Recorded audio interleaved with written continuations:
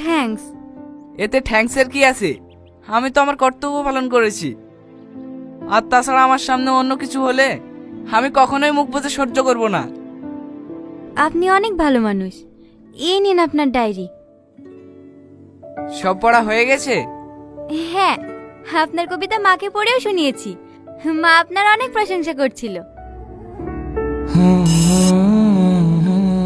আমি এখন আসি। হ্যাঁ,